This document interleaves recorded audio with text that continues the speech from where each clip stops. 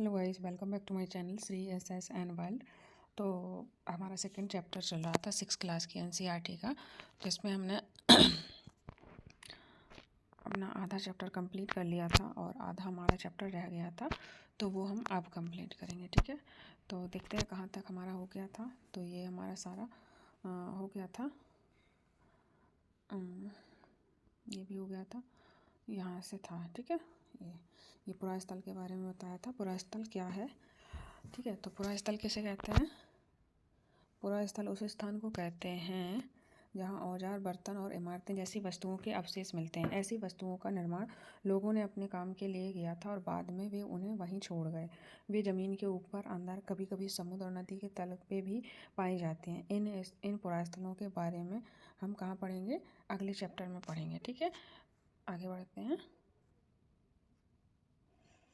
तो पुरास्थल आपको क्लियर हो गया होगा। पुरास्थल कैसे कहते हैं? जहाँ पर औजार, बर्तन, इमारतें, वस्तुओं के अवशेष मिलते हैं, उन्हें हम पुरास्थल कहते हैं। जैसे लोगों ने बनाए होंगे, फिर लोग उन्हें वहाँ छोड़ के चले गए, तो वो हमारे क्या हो जाते हैं? पुरास्थल हो जाते हैं। ठीक है, आगे बढ़ेंगे। आगे क्या है? पाषाण औजारों का निर्माण। किसके बारे में पढ़ना है? पाषाण औजारों का निर्माण। पाषाण उपकरणों को प्रायः दो तरीके से बनाया जाता है। जो पाषाण उपकरण हैं, वेपन्स हैं, उन्हें कितने तरीके से बनाया जाता है? उन्हें दो तरीके से बनाया जाता है। ठीक है, कौन कौन से देखेंगे? तो नंबर 1, पत्थर से पत्थर को टकराना, यानी जिस पत्थर से कोई औजार बनाना होता है उसे एक हाथ में लिया जाता है और दूसरे हाथ से एक पत्थर का हथौड़ी जैसा इस्तेमाल होता था। इस तरह आघात करने वाले पत्थर से दूसरे पत्थर पर तब तक सल्क निकाले जाते हैं जब तक कि वांछित आकार वाला उपकरण ना मिल जाए। तो देखिए क्या करते थे? पत्थर से पत्थर टकराने वाला, तो पत्थर से मतलब दोनों हाथ में पत्थर होते थे और दूसरे हाथ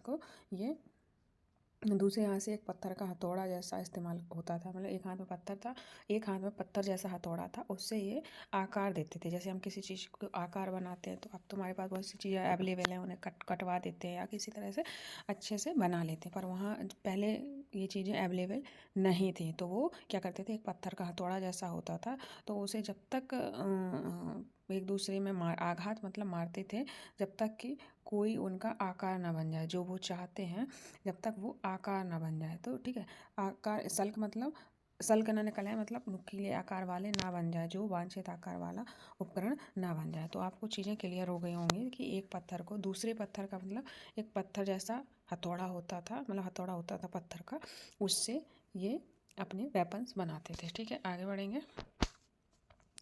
दूसरा तरीका क्या था इनका? तो दूसरा तरीका था दबाव सल्क तकनीकी। कौन सी तकनीकी थी? दबाव सल्क तकनीकी। तो ये कौन सी तकनीकी है, जानेंगे। इसमें क्रोड को एक स्थिर सतह पर टिकाया जाता है। जो क्रोड है, जो क्रोड होती थी, उसको एक स्थिर सतह पर टिकाया जाता है और इस क्रोड पर हड्डी या पत्थर रखकर उस पर हथौड़ी नुमा पत्थर से सल्क निकाले जाते हैं, जिससे वांछित उपकरण बन जाए। तो इसे एक क्रोड होती थी, उस पर टिकाकर क्या करते थे? क्रोड पर स्थिर कर क्रोड पर हड्डी या पत्थर रखकर उस पर हथौड़ी नुमा पत्थर से सल्क निकाले जाते। सल्क मतलब आकार निकाले जाते थे। तो आई होप आपको ये चीज़ें क्लियर हो गई होंगी। आगे बढ़ेंगे। आग की खोज। किसके बारे में पढ़ना है हमें? आग की खोज इम्पोर्टेंट पॉइंट है, इससे क्वेश्चन बन जाएगा। और ये भी इम्पोर्टेंट पॉइंट है, दबाव सल्क तकनीकी क्या है?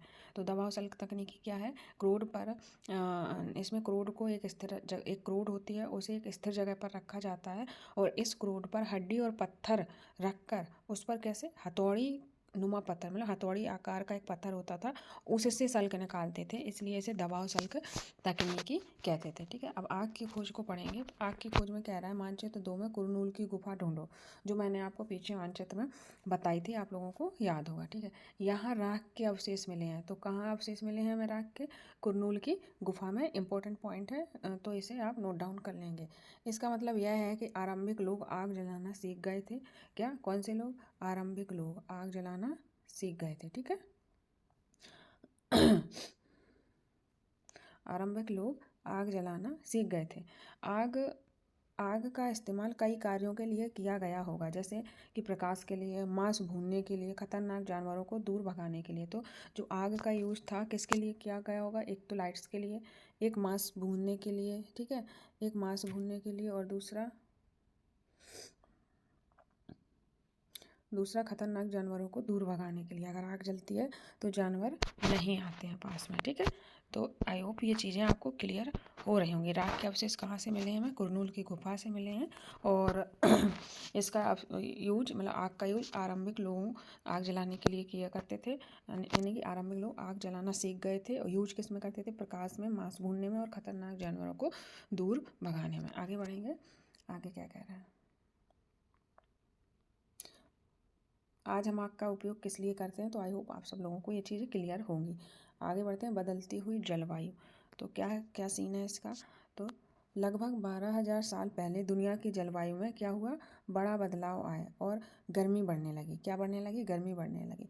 इसके परिणाम स्वरूप कई क्षेत्रों में घास वाले मैदान बनने लगे और इससे हिरण, बारहसिंगा, भेड़, बकरी और गाय जैसे उन जानवरों की संख्या बढ़ी जो घास कर जिंदा रहते थे, घास खाकर जिंदा रहते थे। तो देखो, आप कहोगे घास कैसे? देखो, जलवायु में चेंजेज आए तो क्या बढ़ी? हमारी गर्मी बढ़ी। जब गर्मी बढ़ेगी तो क्या होगा? बारिश होगी। और जब बारिश होगी तो क्या होगा? हमें हरे भरे घास के मैदान मिलेंगे। जब हरे भरे घास के मैदान होंगे तो वहीं पर तो जानवर जाएंगे, हिरण, बारहसिंगा, भेड़, बकरी, गाय, उन जानवरों की संख्या बढ़ी जो घास खाकर जिंदा रहते थे। तो ये चीज़ आपको क्लियर हो रही होगी, ठीक है। आगे बढ़ेंगे। जो लोग इन जानवरों का शिकार करते थे वे भी इनके पीछे आए और तो जो इन जानवरों का शिकार करते थे वो भी इनके पीछे आए और इनके खाने पीने की आदतें और प्रजनन के समय की जानकारी हासिल करने लगे। तो जो लोग थे, मान लो इन जानवरों को खाते थे, भेड़ बकरियों को खाते थे, तो इनके पीछे आ गए। और जब इनके साथ रहेंगे तो इनकी आदतों, प्रजनन यानी कि कब बच्चा होता है, कब ये मतलब दूध देते हैं, तो इन सब चीज़ों की इन्हें क्या हुई? जानकारी करने लगे। हो सकता है कि तब तक इन जानवरों को पकड़कर अपनी ज़रूरत के अनुसार पालने की बात सोचने लगे हों। साथ ही इस काल में मछली का भी भोजन महत्वपूर्ण था। तो किसका भोजन इंपॉर्टेंट था? तो मछली का भोजन महत्वपूर्ण था। इस बात का आप ध्यान रखेंगे, ठीक है। आगे बढ़ते हैं। इसी दौरान उपमहाद्वीप के भिन्न भिन्न इलाकों में गेहूं, जौ और धान जैसे अनाज प्राकृतिक रूप से उगने लगे, जो शायद महिलाओं, पुरुषों और बच्चों ने इन अनाजों को भोजन के लिए बटोरना शुरू कर दिया होगा। क्या कह रहा है? इस दौरान विभिन्न इलाकों में क्या हुआ? गेहूं, जौ और धान जैसे क्या हुए? अनाज प्राकृतिक रूप से उगने लगे और महिलाओं, पुरुषों ने इनको क्या किया?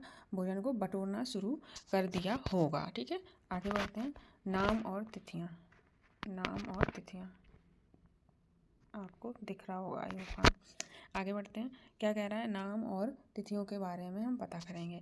तो हम जिस काल के बारे में पढ़ रहे हैं, जो हमने अभी तक ये चीज़ें पढ़ी हैं, उससे पुरातात्विदों ने उनके बड़े बड़े नाम रखे हैं। हम जिस काल के बारे में पढ़ रहे हैं, जो चीज़ें हम ये पढ़ रहे हैं ना, वो किस काल की थी, किस कालखंड की थी, कौन सी तिथि की थी, तो इनको क्या किया है? पुरातात्विदों ने बड़े बड़े नाम रखे हैं।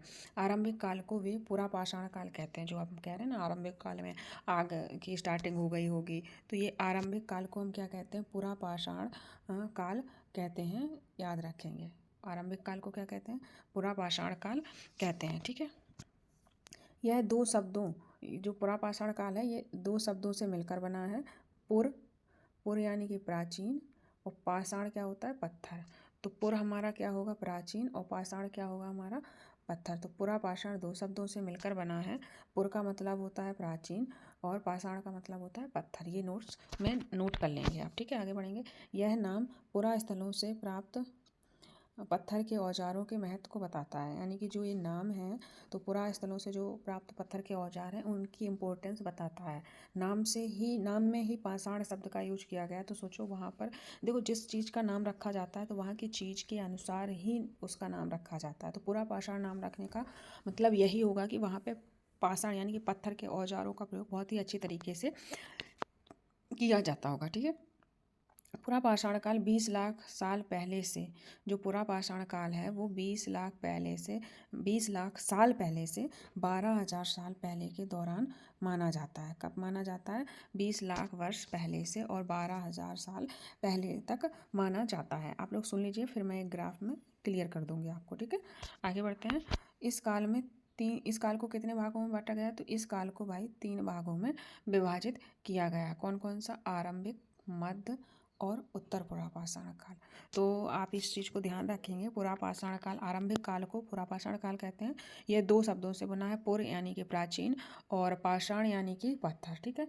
और इसकी जो टाइमिंग है वो 20 लाख से 20 लाख पहले से 12,000 साल तक की है और इसको 3 भागों में विभाजित किया गया, आरंभिक, मध्य और उत्तर पुरा पाषाण काल। आरंभिक पुरा पाषाण काल, मध्य पुरा पाषाण काल और उत्तर पुरा पाषाण काल। आगे बढ़ेंगे, आगे कह रहा है मानव इतिहास की लगभग 90% कहानी इसी काल के दौरान हुई है। तो जो 90% कहानी हुई है मानव जीवन की, वो पुरा पाषाण काल के दौरान ही घटित हुई है। इस चीज़ का आप ध्यान रखेंगे। जिस काल में हमें पर्यावरण के बदलाव मिले, मैंने ऊपर पढ़ा है हम लोगों ने कि पर्यावरण में जलवायु में चेंजेज आए, गर्मी बढ़ी, बरसात हुई, तो जिस काल में हमें पर्यावरणीय बदलाव मिले उसे कहते हैं हम मीजोलिथ, यानी मध्य पाषाण काल। तो देखो मीजोलिथ, मध्य पाषाण काल को क्या कहते हैं हम? मीजोलिथ कहते हैं। इस चीज़ का आप ध्यान रखेंगे। आगे बढ़ते हैं।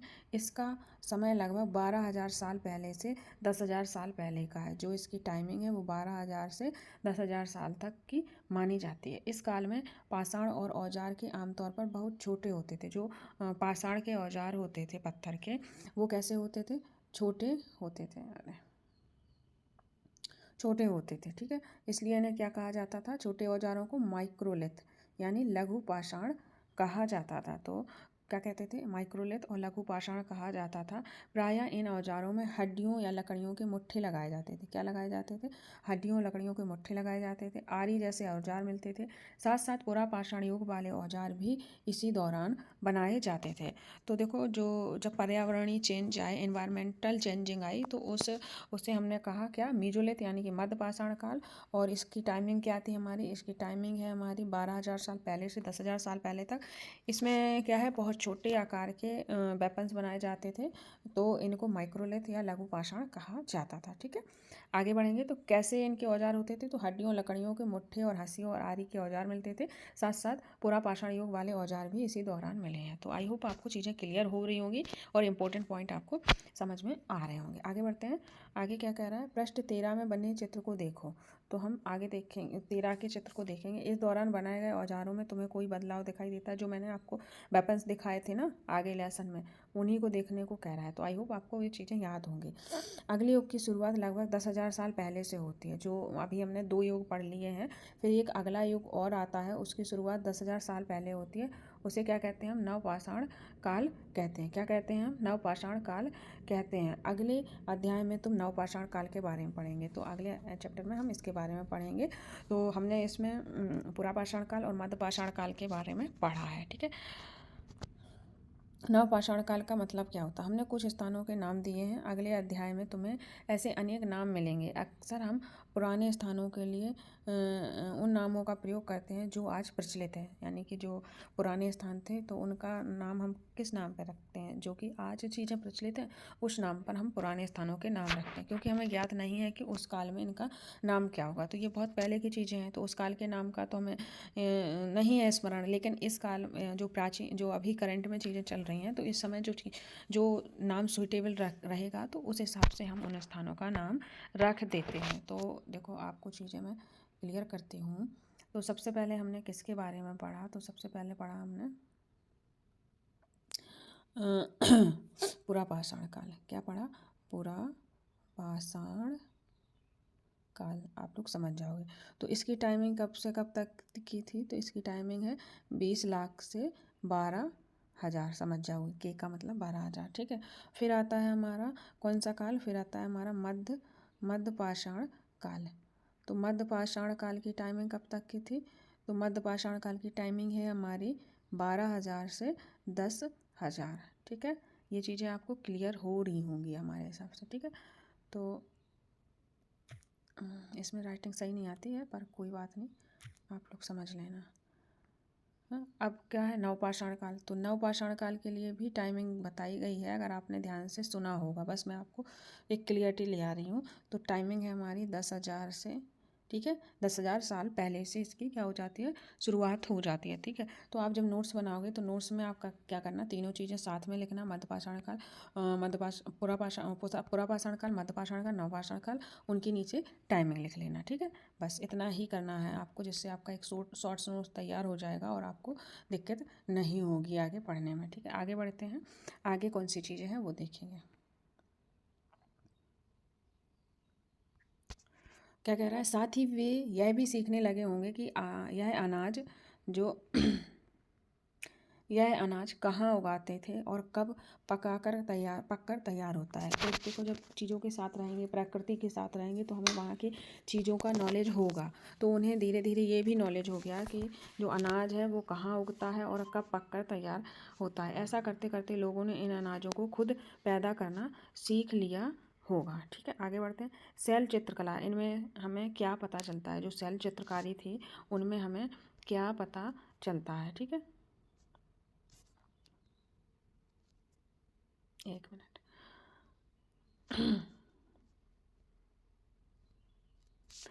जिन गुफाओं में लोग रहते थे उनमें से कुछ की दीवारों पर चित्र मिले हैं। जहाँ लोग रहते थे गुफाओं में, वहाँ पे कुछ क्या मिले हैं, चित्र मिले हैं। इनमें से कुछ सुंदर उपकरण मध्य प्रदेश, कहाँ से, मध्य प्रदेश, दक्षिण उत्तर प्रदेश की गुफाओं से मिले हैं। इनमें जंगली जानवरों को बड़ी कुशलता से सजीव चित्रण दिया गया है। तो किसका चित्रण दिया गया है, जंगली जानवरों का। ठीक है, तो ये है, देखो ये चित्र, यह एक शैल चित्र है। देखो दिख रहा है ना, ऐसे चित्र मिले हैं हमें गुफाओं से। ठीक है। कौन क्या करता था उस समय, जो लोग थे वो कौन क्या करते थे, इसमें पढ़ेंगे। हमने पढ़ा कि आरंभिक लोग शिकार तथा फल मूल का संग्रह किया करते थे। जो आरंभिक लोग थे वो क्या करते थे, वो शिकार करते थे। पढ़ चुके हो, फल फूल का संग्रह किया करते थे। इन सब चीज़ों को आप पहले पढ़ चुके हो। वे पत्थरों के औजार और गुफाओं में चित्र बनाते थे। क्या हमें कोई ऐसे साक्ष्य मिलते हैं जिनसे पता चले कि महिलाएं शिकार करती थीं या पुरुष औजार बनाते थे, या फिर महिलाएं चित्रकारी करती थी और पुरुष फल फूल इकट्ठा करते थे। क्या कहने का मतलब है कि ऐसे कोई चित्र मिले हैं जिससे ये क्लियर हो सके कि महिला और पुरुष क्या काम करते थे। क्या महिलाएं शिकार करती थी, क्या पुरुष शिकार करते थे, क्या महिलाएं चित्र बनाती थी, क्या पुरुष चित्र बनाते थे। इन चीज़ों के बारे में पूछ रहा है वो। ठीक है, वास्तव में हमें इसका ज्ञान नहीं है, लेकिन दो बातें हो सकती हैं। महिला और पुरुष दोनों मिलकर कई काम एक साथ किया होगा। जो महिलाएं पुरुष हैं उन्होंने कई काम दोनों ने साथ मिलकर एक साथ किया होगा। यह भी संभव है कि कुछ तरह के काम केवल महिलाएं करती होंगी और कुछ तरह के केवल पुरुष। इसके अलावा उपमहाद्वीप के अलग अलग क्षेत्रों में अलग अलग परंपराएं भी हो सकती हैं। तो देखो ये डाइवर्सिटी तो आज भी हमारे यहाँ मौजूद है। तो कुछ काम तो देखो स्त्री पुरुष साथ में मिलकर करते होंगे, कुछ अलग अलग करते होंगे। और ये जो परंपराएं हैं, ये हर जगह सेम नहीं होंगी, अलग अलग भी हो सकती हैं। तो ये सब हम क्या कर रहे हैं, अपना अनुमान लगा रहे हैं कि ऐसा ऐसा हुआ होगा। ठीक है, अब देखो भारत में पुरा पाषाण युग कब, भारत में पुरा पाषाण युग के दौरान शुतुरमुर्ग होते थे। तो कौन से युग में शुतुरमुर्ग होते थे गाइस, तो पुरा पाषाण युग में क्या होते थे, शुतुरमुर्ग होते थे। इस चीज़ का आप ध्यान रखना। ठीक है, ये क्वेश्चन बन सकता है, इंपॉर्टेंट है। ठीक है, महाराष्ट्र के पटने में शुतुरमुर्ग के अंडों के अवशेष मिले हैं। इनमें से कुछ छिलकों पर चित्रांकन भी है। इन अंडों में मनके भी बनाए जाते थे। इन अंडों से क्या होते थे, मनके भी बनाए जाते थे। तो महाराष्ट्र के कहाँ से मिले हैं, महाराष्ट्र के पटनेपुरा स्थल से शुतुरमुर्ग के अंडे के अवशेष मिले हैं। इनके छिलकों पर क्या होता था, चित्रांकन होता था और इन अंडों के मनके भी बनाए जाते थे। तो चित्रांकन कौन करेगा, चित्रांकन लोग करेंगे। ठीक है, और मनके भी अंडे के छिलके से कौन बनाएगा, लोग बनाएंगे। तो इस चीज़ का ध्यान रखेंगे। आगे बढ़ते हैं, हुस्गी का सूक्ष्म निरीक्षण। तो हमने कल आपको 3 जगह बताई थी, आपको याद होगी। उनमें से एक हुस्गी भी थी जो मानचित्र 2 में दी गई है। एक बार आप मैप को अच्छे से पढ़ लेंगे। ठीक है, यहाँ पर पुरा पाषाण युग के कई पुरास्थल मिले हैं। कुछ पुरास्थलों में अलग अलग कार्यों में लाए जाने वाले जो हुस्की है, यहाँ से पुरा पाषाण युग के क्या मिले हैं, अलग अलग कार्य में प्रयोग में लाए जाने वाले कई प्रकार के औजार मिले हैं। क्या मिले हैं, कई प्रकार के औजार मिले हैं। कहाँ से, हमारी हुस्गी से। तो यहाँ ध्यान रखेंगे, ये संभव आवास और उद्योग स्थल रहे होंगे। क्या रहे होंगे, जो हुस्गी है वो आवास और उद्योग स्थल रहे होंगे। ये मैं पहले भी क्लियर कर चुकी हूँ, अगर आपने क्लास को ध्यान से सुना था तो। कुछ छोटे पुरास्थलों में भी औजारों के बनाए जाने के प्रमाण मिले हैं। जो छोटे छोटे पुरास्थल थे वहाँ भी औजार बनाने के क्या मिले हैं, हमें प्रमाण मिलेंगे। ये लाइन अंडरलाइन क्यों कर रही हूँ, जिससे कि आपका स्टेटमेंट वाला क्वेश्चन ना छूटे। इनमें से कुछ पुरास्थल झरनों के निकट अधिकांश औजार चूना पत्थरों के बनाए जाते थे। तो जो अधिकांश औजार थे वो किसके बनाए जाते थे, चूना पत्थर के बनाए जाते थे। और कहाँ मिले हैं ज़्यादातर पुरास्थल, झरने के निकट। कहाँ की बात हो रही है, हमारे हुस्गी की। ठीक है, ध्यान रखेंगे। अब ये क्या है, ये देखते हैं। अपने एटलस पर फ्रांस ढूंढो। किसे ढूंढना है? फ्रांस को। जो आपके पास मैप है उस पर क्या ढूंढो? आप फ्रांस ढूंढो। फ्रांस की एक गुफा है। इस पुरास्थल की खोज 100 साल पहले 4 स्कूली छात्रों ने की थी। जो फ्रांस में एक गुफा है तो इसकी खोज 100 साल पहले 4 स्कूली छात्रों ने की थी। इस चित्र का लगभग 20 साल पहले से लेकर 10 साल के बीच में बनाए गए होंगे। जो चित्र दिखाया गया है उसमें वो 20 साल पहले से लेकर 10 साल पहले के बीच में बनाया गया है। इनमें कई जानवरों के चित्र हैं। इनमें जंगली घोड़े, ध्यान रखेंगे किसका किसका है, जंगली घोड़े, गाय, भैंस, गैंडा, रेनडियर, बारहसिंगा, सुअर और गहरे चमकीले रंगों से चित्रित है। तो जो ये चित्र बनाए गए हैं, पहले तो इन्हें कहाँ पर है? ये फ्रांस में है। ढूंढा किसने है? 4 स्कूली छात्रों ने ढूंढा है। इसमें चित्र कब बने होंगे? 20,000 साल पहले से 10,000 साल पहले। और किन जानवरों के चित्र बने हैं? जंगली घोड़े, गाय, भैंस, गैंडा और रेनडियर और बारहसिंगा सुअर को बनाया गया है। और कैसे बनाया गया है? गहरे चमकीले रंगों से इन्हें बनाया गया है। ठीक है। रंग को लौह अयस्क और चारकोल जैसे खनिज पदार्थों से बनाया जाता था। तो क्वेश्चन आ सकता है कि जो फ्रांस की गुफा में चित्र बने हैं तो उनके रंग किससे बनाए गए होंगे? तो वो लौह अयस्क और चारकोल जैसे खनिज पदार्थों से बनाए गए होंगे। यह संभव है कि इन चित्रों को उत्सव के अवसर पर बनाया जाता था या फिर इन्हें शिकारियों द्वारा शिकार निकलने से पहले कुछ अनुष्ठान के लिए किया जाता था। दो उन्होंने संभावना जताई। एक तो क्या कहा कि उत्सव के अवसर पर बनाया जाता होगा, या फिर जब शिकारी शिकार के लिए निकलते होंगे तो उनका एक कुछ अनुष्ठान वगैरह होगा तो उसके लिए बनाया जाता होगा। तो ये 2 संभावनाएं हैं। ये 2 संभावनाएं नहीं, ये 2 स्टेटमेंट हैं आपके जो आपको लर्न रखने होंगे। तो स्टेटमेंट क्या हो जाएगा कि भाई जो फ्रांस की गुफा में चित्र बने हैं तो क्यों बनाए जाते थे? एक इसलिए कि उत्सव के अवसर पर बनाए जाते होंगे। नंबर बी शिकार द्वारा शिकार पर निकलने से पहले अनुष्ठान के रूप में बनाए जाते होंगे। ठीक है। तो आई होप आपको ये चीज़ें क्लियर हो रही होंगी। तो ये थी आज आपका सेकंड चैप्टर था।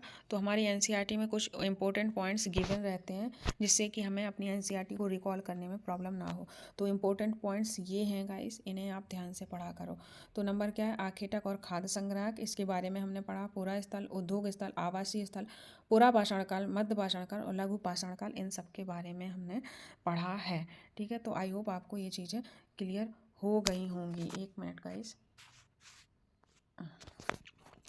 और इसमें क्या होता है, आपको इम्पोर्टेंट क्या दी रही होती हैं? डेट्स दी रही होती हैं जो चैप्टर में गिवन थी। तो ये देखो, ये हमारी डेट्स तो किसके बारे में है? मध्य पाषाण युग 12,000 से 10,000 साल पहले और नवपाषाण युग 10,000 साल पहले आरंभ हुआ है। और जो पुरा पाषाण काल था वो मैंने बताया 20 लाख पहले से कितने 12,000 साल तक रहा। ठीक है। यहाँ होगा, ये है देखो, ये है देखो पूरा पाषाण काल। तो ये आप चीज़ ध्यान में रखेंगे अपने। ठीक है। तो ये थी आज की क्लास गाइस। आई होप आपको ये चीज़ें पसंद आई होंगी और ये क्लास आपको समझ में आई होगी। आपका चैप्टर क्लियर हो गया होगा। अगर आपका चैप्टर क्लियर हो गया है तो प्लीज़ वीडियो को लाइक करें, शेयर करें एंड सब्सक्राइब करें जिससे आने वाले वीडियो का नोटिफिकेशन आपको मिल जाए। So thank you guys, take care and bye bye.